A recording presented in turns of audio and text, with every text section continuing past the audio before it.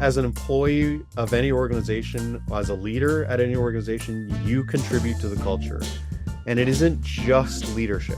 This is kind of key for me. It's not just the thing that managers and directors and CEOs do. Staff people actively contribute to the culture. Let's talk about leadership for resilient arts organizations. With me today is Jeff Erbach, and he's going to share his insights from 30 years in the arts and culture sector. So just a couple of things to know about Jeff before he steps in and shares his insights and wisdom with us is that Jeff has worked in cultural development, placemaking, and public art for a bunch of different municipalities and galleries and arts organizations across Canada. He is currently Associate VP with Arts Consulting Group Canada. He's been a practicing media artist for 15 years, and he was also on the Truth and Reconciliation Commission. So, Jeff, thank you so much. It's really wonderful to see you again, and I'm really looking forward to hearing your insights about leadership for resilient arts organizations. What is the first thing you'd like to share? Thank you, Heather. I'd like to at first share two things, which is that I'm a huge fan of the podcast, as you know. And secondly, that I appreciate the introduction and the credentials and the rest. And it's actually critical that the things that I talk about are exactly that, are just things that I may have learned over the course of my experience. And none of it is certainly gospel by any stretch. And I think I like to say that at the start. That it's just ideas. In some ways, I like to serve as a provocateur and sort of poke holes in some things and challenge some thinking. So, I like to talk about this topic in several categories: process, structure, culture, and people, and then the mission. All of which I think should resonate with arts and cultural organizations. And I'll start maybe with process. And I like to start with process because it's the one I think that a lot of organizations don't think about much. And they don't pay a lot of attention to it. But in many circles, it's actually considered a pillar of organizational capacity, right? And the reason for that is that they can be core to staff efficiency, of course, as we would all measure, but also staff morale. And I think when you reach back in your experience, you can remember a time probably where you worked at an organization and you could not understand why you had to do a certain thing, why they made you do it that way, what the point and purpose was. And it wasn't just that it took time. It took up mental space. And people tend to not like that. So, it's really clear that these things need to be expedient. There needs to be clarity on the decision making around process. It has to be consistent. And also that processes should deserve some attention and thought and conversation, and communicating to folks why a process is the way it is and what the outcome of that is, how the outcome serves the organization is really, really key. And when you do that, and I've worked in organizations in which we did exactly that, we actually dedicated meetings to talking about process and improving them. And everyone felt so good about it, that they could contribute to their daily work grind, and that they understood what we wanted the end result to be and how it contributed to the health of the organization. It wasn't just a task that they had to do. It built the organization. And I think then it sort of served the mission and the purpose, and is a really positive way to proceed. Yeah, I really relate to that, because there's so many times where we think about process where it's really how to do something. Whereas, speaking to the why and the result that you're looking for from the how, again, makes it meaningful and makes it understandable. But it also, I think, enables our team members and ourselves to work towards the result. Which again, aligning with the mission, as you just said. It's a great point, Heather. It can also feel really amorphous, like some process is a thing that is an overlay that exists outside of you and your work, when really the process is actually generated by human beings. Yeah. we make the process.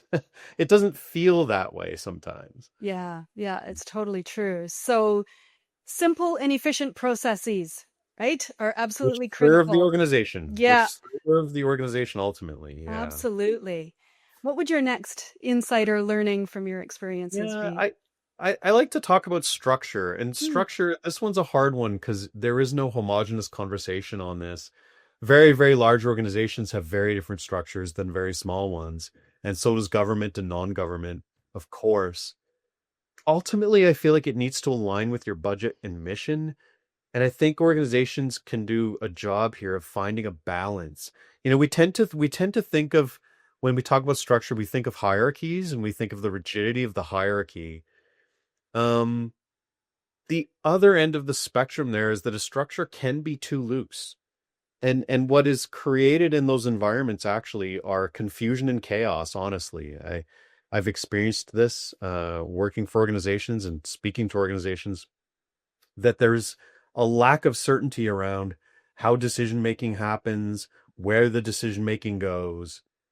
Some of it is that we're doing each other a disservice when we're talking about collaboration, which we talk about a lot now in the sector. Yeah. I understand collaboration. You know, We're all I'm big not. fans of collaboration We're all big and fans of collaboration, yeah. but it has its moment, Yeah. and it needs to include the right people at the right time and in the right way. Yeah. And when it's not, when it's just we're going to collaborate and reach across all the different departments and all the different work areas and include everyone and everything, there's a paralysis that happens in those organizations. Most notably, large ones. Large organizations sometimes absolutely just get stuck because they feel they need to actually, reach out to so many different service areas and people to move anything. Um, and there are other ways to do that. I won't dive into those, but in terms of collaborating effectively, there are ways to do this. And one of them is to have the right structure. And that also includes management and governance. I talked about how process is a pillar to organizational capacity. So are management and governance. And that when you're working for a nonprofit arts organization where the governance isn't certain. That poor executive director goes into those board meetings and they're not sure when, where, and how board members contribute. And that causes all manner of issue, most notably that it takes up tons of space on the executive director's or CEO's plate. When it's clear, when it's concise and articulate, that governance structure really, really works. That makes We could sense. go up, Yeah. yeah. And but when it doesn't, yeah, it can create a lot of issues. I kind of like to say, having worked in nonprofits for a very long time, it only takes any two people to cause all manner of problems in a nonprofit organization. They could be any two people. It could be one board member and a staff person. It could be two board members. It could be, but any two people can actually take a nonprofit organization way off the rails for whatever reason, right? So it's precarious. Yeah, nonprofits are precarious in terms of their structure. It requires some attention. So Right. So structure needs to align with budget and mission and your team members. So that was process and structure. And I think your next one that you had mentioned off the top is culture. culture, yeah, the culture is a funny one. It again, it feels like something that's sort of put on us when we work in organizations. Like the culture is thing that I'm swimming in, but culture is also the thing that you make. I mean, you're an active as an employee of any organization, as a leader at any organization, you contribute to the culture. And it isn't just leadership. This is kind of key for me. It's not just the thing that managers and directors and CEOs do. Staff people actively contribute to the culture. And in leadership has a special place in a culture conversation. Culture is sometimes defined as whatever leadership finds permissible. So what is the tone and tenure of the meetings? Are you allowed to email people on weekends? Does the CEO never take a vacation? All of that becomes part of the culture because it's modeled through the leadership, right? And many organizations have values. Those value statements on websites are so beautiful. You read them and you're so inspired. And then you work at that organization and you have zero conversations about values. Zero. It is never brought up. It's never mentioned. You don't even know what they are. And for me, in terms of culture, it's really powerful to make use of those incredible value statements. Bring them into the room, talk about them quarterly, make them part of performance reviews. Why not? If we're all supposed to live the values, maybe you need to hold people accountable to the values. They need to have clear definitions if you're going to do this work. But I think there's something I've seen it work really effectively, and it's notable that bringing those value statements actually into the workplace can have a really positive effect. So, Yeah, you made me think of the phrase, what you tolerate, you perpetuate. mm, And that came to mind as you were speaking. But really, I love that ultimately what you're saying about how we all create the culture that we're part of and making it not just values aligned, but values focused in a really conscious and intentional way. I think really fosters the culture that we want to not just foster in our organizations, of course, but also the culture we want to be part of, the cultures we want to be in and experience on a day-to-day basis. So we've touched on process, structure, culture, and people is now your next people. point, right? Yeah, people. I mean, this is the heart of everything, of course, right? We like to say this. Um, and when you're working in an environment that includes people and not the robots, you have to pay attention to this, and you have to, for me, understand that most issues that I've encountered are communication based, honestly. And it can be everything from a misinterpretation to a misunderstanding of expectation. Yeah, That the that's very executive common. director has an expectation of the marketing director, and it's not fully facilitated or articulated, and the marketing director then isn't sure how to succeed in their position. It can be as broad as that. It can be as small as misinterpreting the tone of an email, because email is terrible communication tool for tone. Very, very bad. And so understanding that there are different communication styles, understanding that what people's motivations are, and motivations are widely diverse. They often break along lines of demographics. So by example, age is one example where people of different age actually often have very different motivations for why they're doing that work. Mm-hmm. Mm-hmm. Young people are bringing very different ideas into the workplace with them than old folks like me. And we have very different things that we're looking for out of the work and different ways that we want to be acknowledged. Yeah. And so all of this, I think, is really rich territory for certainly for HR areas, but there are a lot of organizations that don't have HR people, and so it Yeah. falls to the leadership, right? but Yeah. but that's a good conversation for CEOs and executive directors to have with boards as well, is how they're fostering and nurturing the people in the organization, knowing these kinds of complicated layers. Yeah, absolutely. And like you say, different motivations as well as modes of communicating in order to move forward with that. So yeah, absolutely. People and communication. And the tone and tools, as you had said earlier in another conversation too.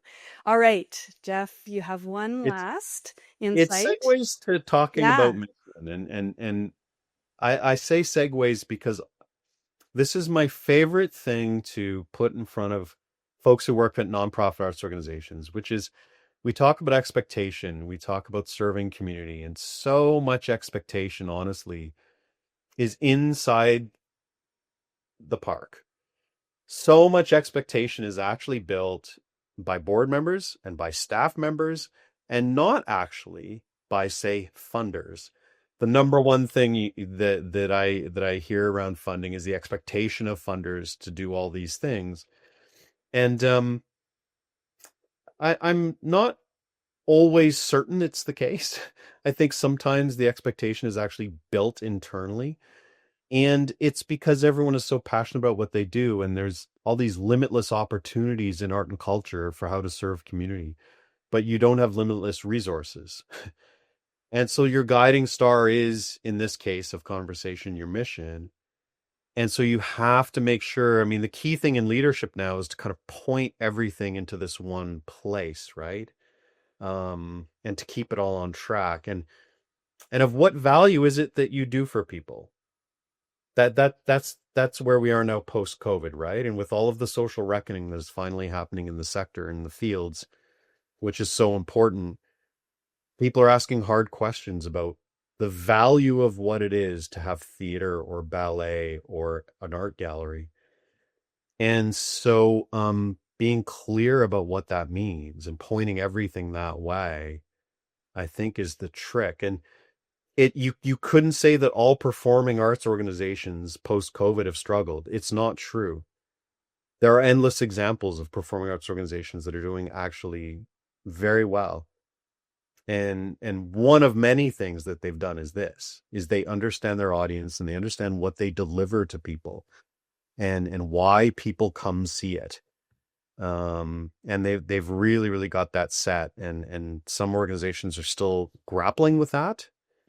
And so I think it's something deep. I mean, I don't, we don't have the time to go like very deep into that, but I think the baseline of it is to be really certain about the value proposition of what you do, who it's for, why it's important, and communicating that well. And of course, Alex Sarian in Calgary is doing all that extraordinary work. And I like to bring Alex into this space to just say that he's a master at communicating what the value is. He's done extraordinary work on that topic. So Yeah, absolutely. And I'm hearing so much in that, both in understanding where the expectations are coming from, when we're trying to live up to expectations and making assumptions that we need to fulfill and live up to expectations, and really keeping an eye on the value, the mission, the messaging, and the motivation. I love alliteration, you can tell. In everything that we're doing, in order to keep it really focused on the core value that our organizations are really about delivering, coming right back down to the mission, right? So we have had a chance to speak about process, structure, culture, people, and mission. Thank you so much, Jeff, for sharing your insights. It's always great to have a chance to chat with you and fun to do it in this format. Where can people find you online? only on LinkedIn, Okay. unapologetically, but I'm All there. right. I'm on LinkedIn and I'm very active on LinkedIn. So Excellent. Okay, we will find you on LinkedIn. Thank you so much for joining me today, and it's such a pleasure to see you, and we'll talk with you again soon. Now, for anybody watching, thank you for joining us on this High Five. We will be back again next week with another episode. See you then.